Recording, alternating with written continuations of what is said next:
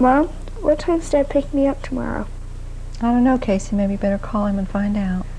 Okay.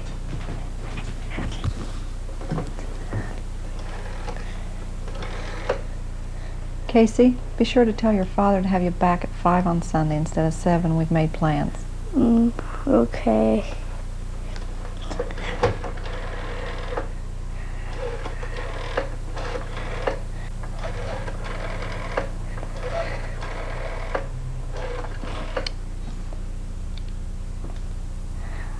Hello, Dad. Hi, sweetie. How are you today? I'm fine. What time are you going to get me after school tomorrow? Well, probably about 3:30 or so, okay? Mom says you have to bring me home at 5 o'clock Sunday because we've made plans to do something. Wait a second. No way. We don't get to see each other enough as it is. I'm telling you, you're with your mom all the time, and I never thought that was fair. And now she wants to cut into more of our time? Come on. The last time I asked her for extra time, she said no. Just tell your mother that I'll bring you back at the regular time. She's just going to have to change her plans, that's all. Now just tell her what I said. Go on. But Dad... Okay, Dad, I'll see you tomorrow.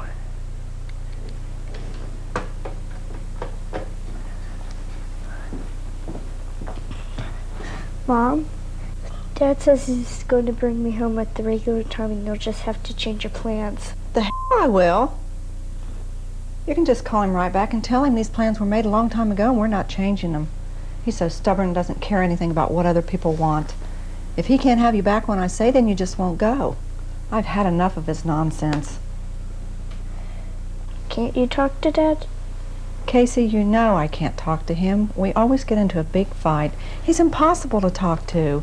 I don't ever want to talk to him. He can do it my way or he won't see you tomorrow. Tell him what I said.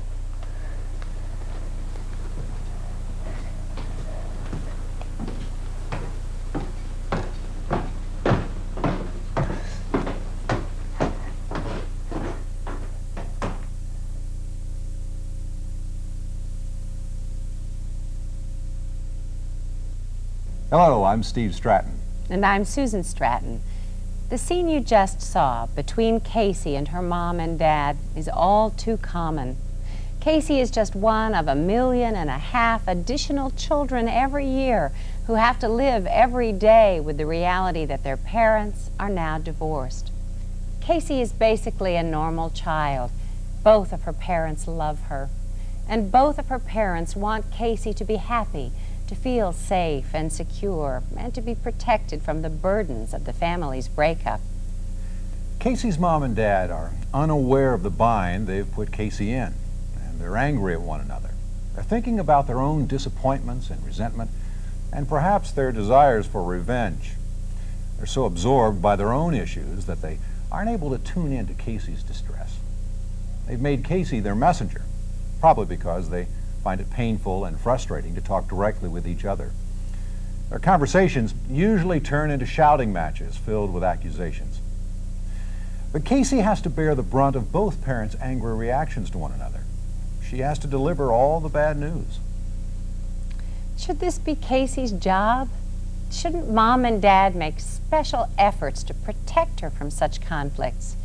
Research shows that more so than the divorce itself, Mom and Dad's ongoing conflicts are the most damaging to children, leading to emotional stress and behavioral problems.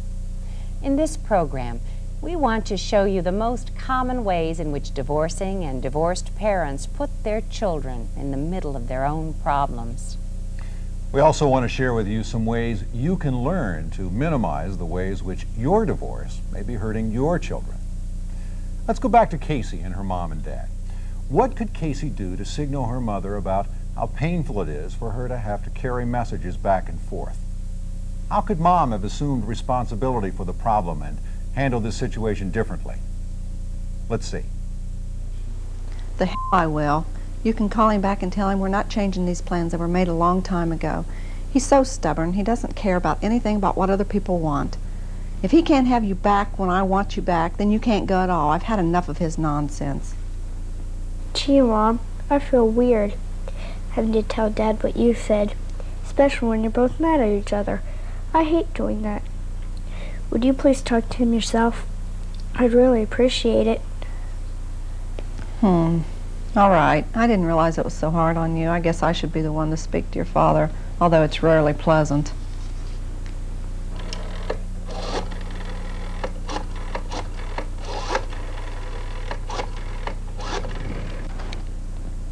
Tom, this is Lynn. I need you to have Casey back here at 5 on Sunday. We've made plans some time ago to go somewhere.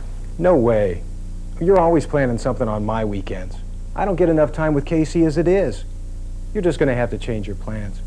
What in the world could be so important anyway that it can't wait? Tom, I'm really not always planning something on your weekends. Most weekends I don't. It's just that my boss is having a potluck Sunday at 6, and Casey and his daughter love getting together, so I wanted her to have this chance. You know, you want me to be flexible. But when I asked to bring Casey back at 9 o'clock Sunday last month, what'd you say? You said no. Why should I agree to adjust my plans to your plans? Well, I said no because she had homework to do, and I didn't think you'd make her do it. We've already gone into that. How about if I bring her back at 6 o'clock on Sunday? But next time I want some extra time, remember that, okay? Okay. We'll just have to be late to the potluck. Goodbye.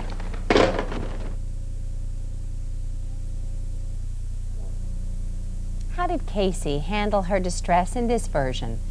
How did Mom react this time? What was Dad's response?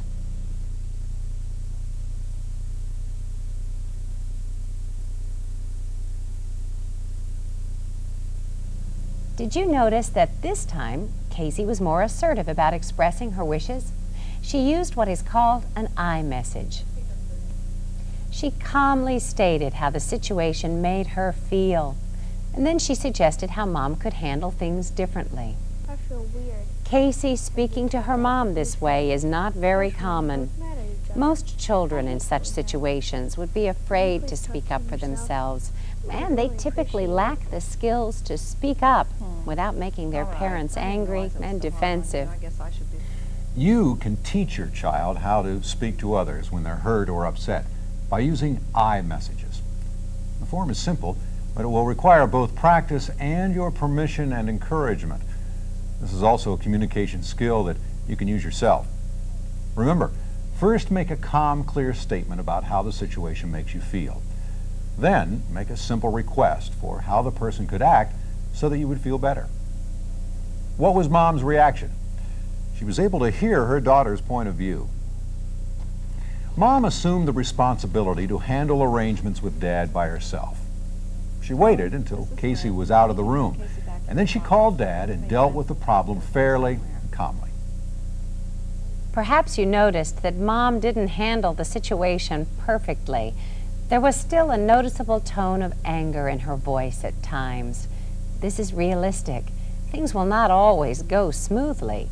She tried to stay on the topic, arrangements for the weekend, and to explain her point of view. But she did challenge Dad's parenting by questioning his willingness to monitor Casey's homework. While this may be a legitimate concern, it's likely to produce a negative reaction in Dad. Don't confuse the issue. One thing at a time. Other problems should be left for calmer times. And how did Dad react? Well, Dad defended his position by raising the issue of Mom's lack of flexibility in planning Casey's time with Dad. But he dodged the temptation to respond to Mom's criticism of his parenting. He offered a compromise. Reluctantly, Mom agreed. Neither party got all that they wanted, though each got something. Most importantly, they made an important step in learning to communicate clearly and to cooperate for Casey's sake. Using children to send messages is only one way children of divorce are put in the middle of their parents' conflicts. Research by doctors Don Gordon and Jack Arbuthnot at Ohio University and the Center for Divorce Education shows that children report this and 3 others to be the most common and stressful. The others include put-downs of the other parent, money problems, and quizzing children about the other parent. Criticizing the other parent in front of the children is common after divorce. It is especially likely when children return to one parent after spending time with the other parent. Mom, I'm hungry. How long before dinner? Yeah, Mom, I'm starving. Well, excuse me. The maid is busy folding your laundry. Maybe when she has some time, she'll start some dinner. Meanwhile, it wouldn't hurt you guys to help out. Emily, you could peel some carrots. Jordan, you could set the table. Then we could eat sooner. All right, that's it. Emily, Jordan, get in here right now. Put your clothes away. Then I want you back in here to help with dinner. And I suppose you have homework tonight? Have either one of you done it yet? I didn't think so. Well, while I finish supper, it's bath time for you, Emily. And you, Jordan, you can clean up that pigsty you call a bedroom. Mom, do we have to? Yes, you have to. I'm getting sick of doing all the work around here. It gets like this every time you guys come back from visiting your father. I don't know what you guys do there, but it just must be fun and games. Boy, your father really has it easy. Just picks you up, has a fun weekend, no responsibilities, no worries. He doesn't have to make sure you get your homework done. He doesn't have to do your laundry. He feeds you pizza and ice cream.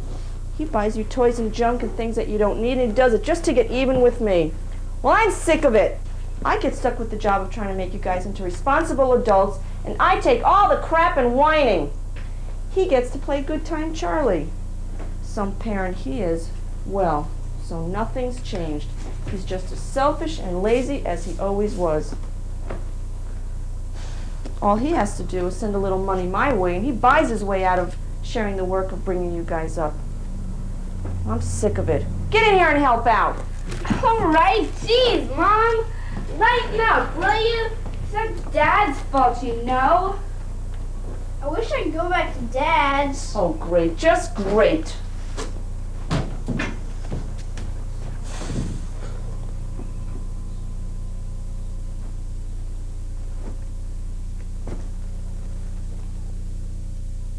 I wish you'd stop picking on Dad all the time. It's not fair. Dad didn't want the divorce. Geez, what a drag. She's never happy. Always picking on us and putting down Dad. I like being with him. It's not like it was before. I don't get much time with him anymore. Maybe she doesn't like us. Maybe we're just in the way. Maybe we would be better off at Dad's.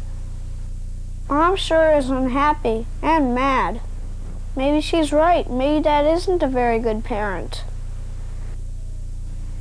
God, I wish they'd stop bickering all the time. I thought all that would end when they split up. What happened here? Why was Mom so upset? Was she reacting only to the children's behavior here? What else might have been on her mind? How did the children feel? How do you think they felt about their father? How do you think they felt about their mother? How could this situation have been handled better?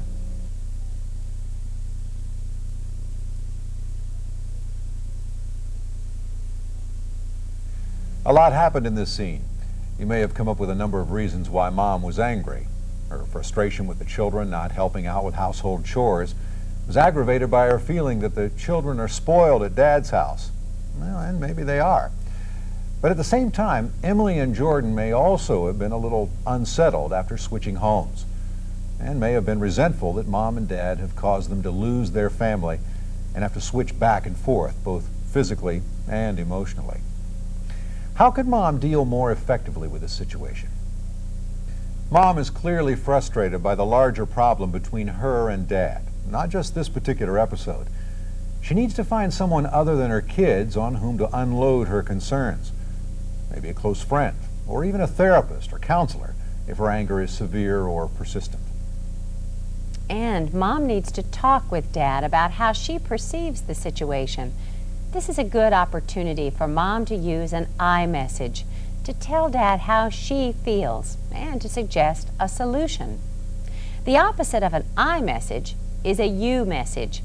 How would you feel if your ex said to you, You spoil the kids. You don't make them do their homework. This is like saying, you are a lousy parent. Then you're likely to get upset and defensive and respond with anger and a counter-accusation. See if you can feel the difference if your ex were to say, I feel myself getting frustrated when the kids come home and haven't done their homework and don't want to help out with household chores.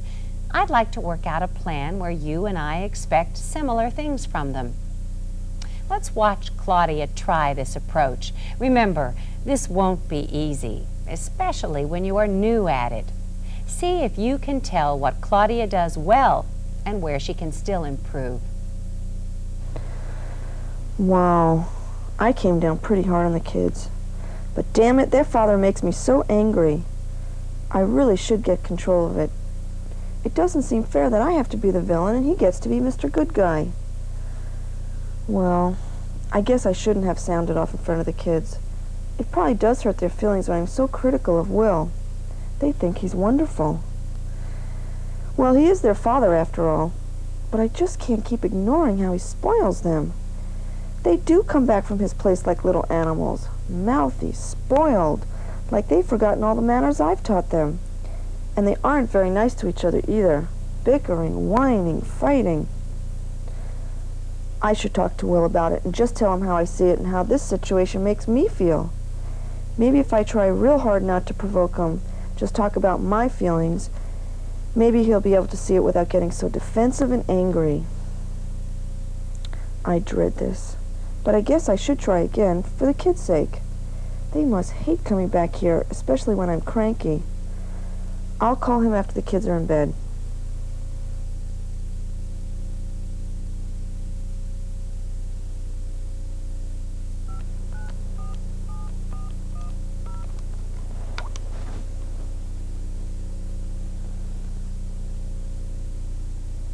Hi, Will. It's May. Can you talk for a bit? I've got some things about the kids that I want to try to work out.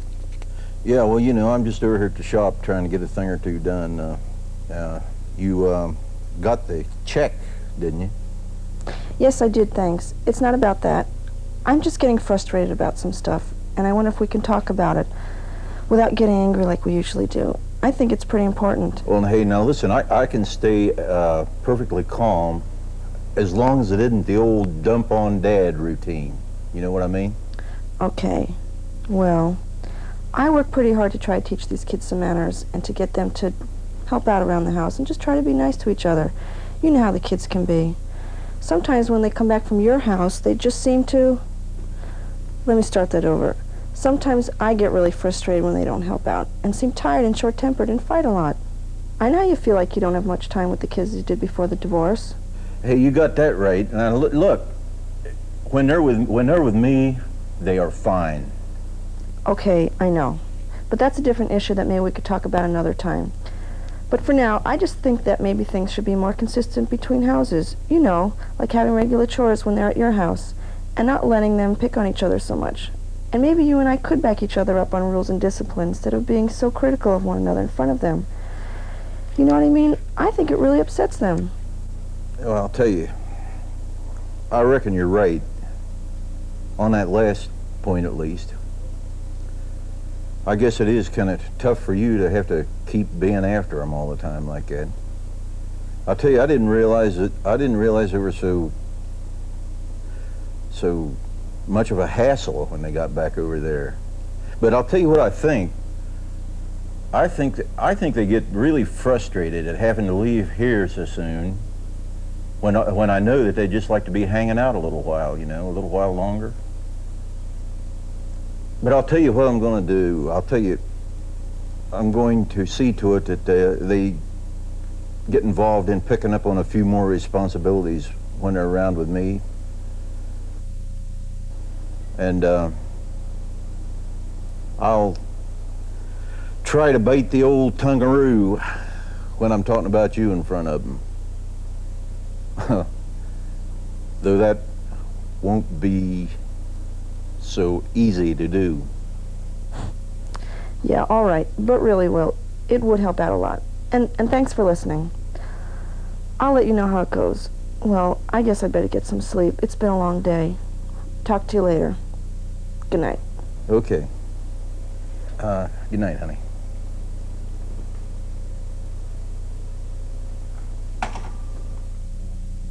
Claudia did pretty well, didn't she? She set the stage for a calm discussion. She started to make an accusation, a you statement, but she caught herself, started over, and used an I message. How about Dad? Did he criticize or blame Mom? Did you notice that Mom was tempted to respond to Dad's remark about the kids being fine at his house, but she resisted and stayed on the topic? Well, hey, now listen, I can stay perfectly calm as long as it isn't the old dump on Dad routine. You know what I mean? Okay. Well, I work pretty hard to try to teach these kids some manners and to get them to help out around the house and just try to be nice to each other. You know how the kids can be. Sometimes when they come back from your house, they just seem to... Let me start that over. Sometimes I get really frustrated when they don't help out and seem tired and short-tempered and fight a lot. Staying on the topic is a critically important skill to learn when talking with your ex-spouse. Don't let things degenerate into an exchange of long lists of all your complaints and disappointments. That sort of reaction never accomplishes anything desirable and will always result in increasing the anger and tension level. In part, Claudia avoided this reaction by planning and rehearsing what she was going to say before making the call. As parents, you and your ex can learn to speak calmly with each other and to cooperate in setting up similar expectations for the children in both households. This consistency will help your children as well as reducing tensions between you and the other parent. The next problem we want to address is money. Issues about money, which parents should pay for what expenses, come up in almost all divorced families. Often, both parents believe that the amount of child support ordered is unfair. This sense of inequity is likely to be felt each time money issues come up. Parents all too often unload their anger about money directly to their children and often add negative comments about the other parent's character or motives.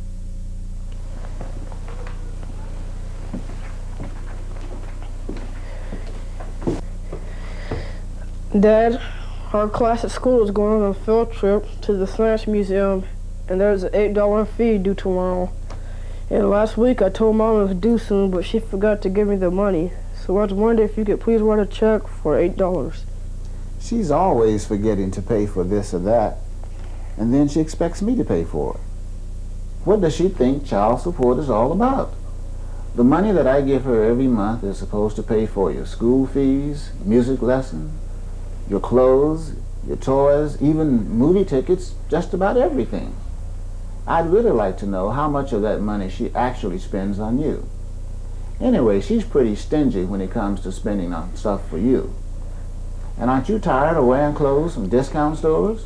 Well, yes, but she doesn't make as much money as you do. She could, had she used her head more and worked harder. She receives enough to buy shoes all the time. And to top that off, she hits the beauty parlor at least once a month. She really does receive enough child support to buy you better clothes. Never mind, Dad. I'll ask Mom for the money.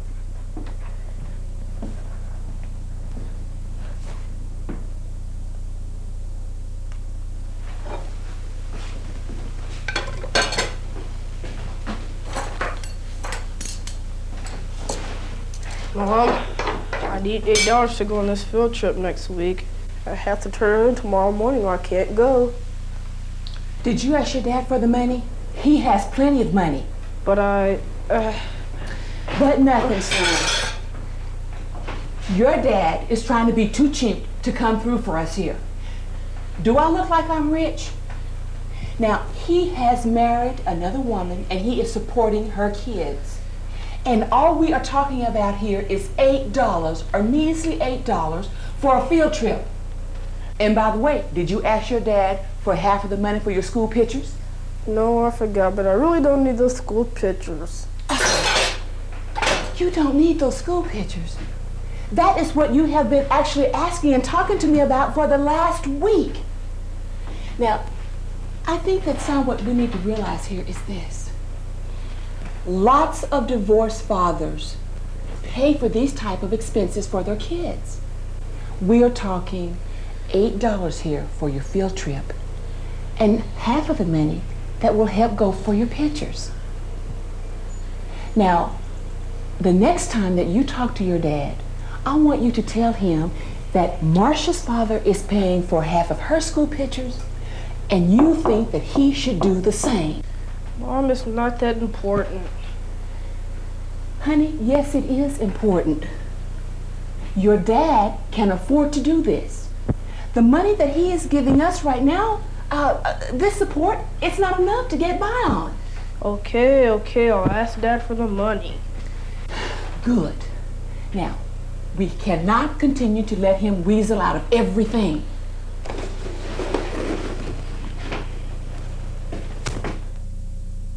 What went wrong here? What was Dad's reaction to Everett's request for money? Did he focus on Everett's need or on his perceptions of Mom's motives? How do you think his criticisms of Mom made Everett feel?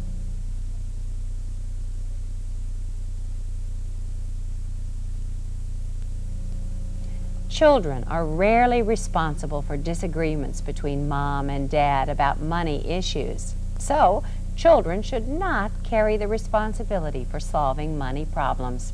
Mom and Dad should. And they should make it clear to the children that the resolution of the problem rests with Mom and Dad. Let's see how Dad can handle this situation in a way which keeps Everett out of the middle. Dad, next week our class is going on a field trip, and the $8 is due tomorrow. I told Mom about it, but she forgot to give me the money. So could you please write a check for $8? It's really too bad she forgot again. I'll give her a call and we'll work something out so your fee gets paid tomorrow. But you guys are just getting into another argument. Maybe, but that's something your mom and I need to work out without involving you. You didn't cause our divorce, and you can't solve the disagreements that continue. Don't worry, we'll work this thing out. Thanks, Dad. The final problem we want to address is parents quizzing children about the other parent's life, or what goes on in the other parent's home.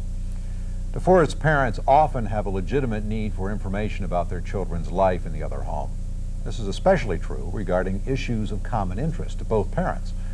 For example, educational needs, school events, health, doctors and dentists' visits, clothing needs, special outings, and the children's general adjustment to their new way of life. But many parents also are curious about the ex-spouse's new life.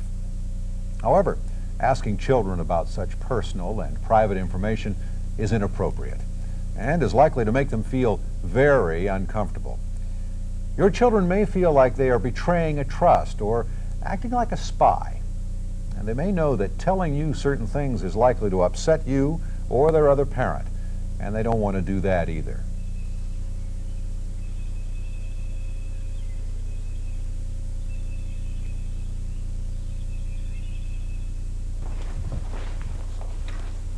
Hey, Justin, it's good to have you back home again. Did you have a nice visit at Mom's? Yeah, Dad, it was great.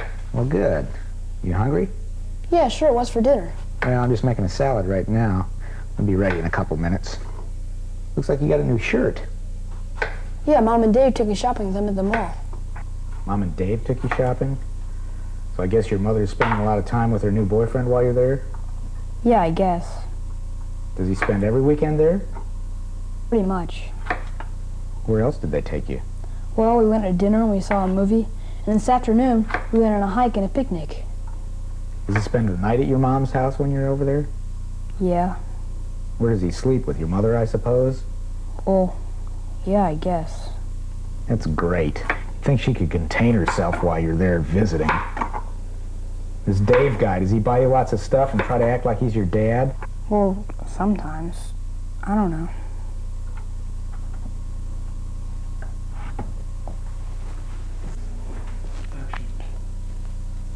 I thought Dave was fun. I guess he's not supposed to be around when I'm there. Dad seemed really mad. Mom seemed really happy with Dave. I wish they wouldn't do this. I wish Mom wouldn't do things to make Dad hurt. I wish Dad wouldn't ask so many questions. Sometimes I feel like a spy or something. Why so glum, chum? You looked pretty happy when you first got here. What's the matter? Nothing. No, did I say something that's bothering you? I don't know. It's okay to tell me if there's something bothering you. I won't get mad or upset. It's just, I don't feel very good reporting to you about Mom. It just doesn't seem right. Sometimes I feel like a spy or something. Well, I guess I can see how you feel. But doesn't your mom ask about me and your life here? Yeah, sometimes. I just wish you guys could work it out with each other. No, I guess you're right. We've kind of put you in a hard spot. It's just that I'm concerned about what happens to you. But maybe I've been a little self-centered and angry still about what happened between your mother and I. I guess I need to trust her judgment a little more. And we both need to keep you out of the middle of our disagreements. I'll try to talk to her about it when I get a chance, okay? That'd be great, Dad. Well, thanks for telling me how you feel. I guess I really wasn't paying a lot of attention to your feelings. Tell you what, before dinner's ready, why don't we go throw the ball around a little bit? Okay, Dad. What was Dad's mood when Justin came home after a weekend with Mom? What was Justin's mood? What was it that got Dad upset? Why did he begin to quiz Justin about Mom's intimate relationship with her new partner? In what ways do you think Dad may have felt threatened by Mom's new boyfriend? How did Justin feel about being quizzed? Why did Dad assure Justin that he wouldn't get mad at Justin's answer? When Justin explained his problem, how did Dad respond? What made Dad's response appropriate?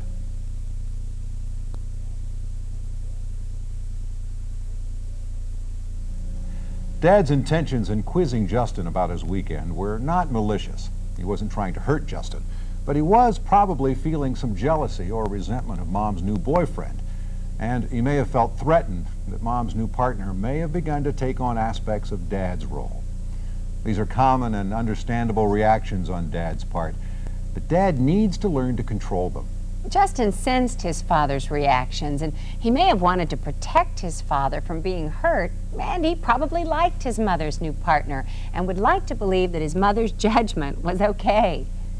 Dad encouraged Justin to open up about his feelings by reassuring him that he wouldn't get upset at what Justin had said.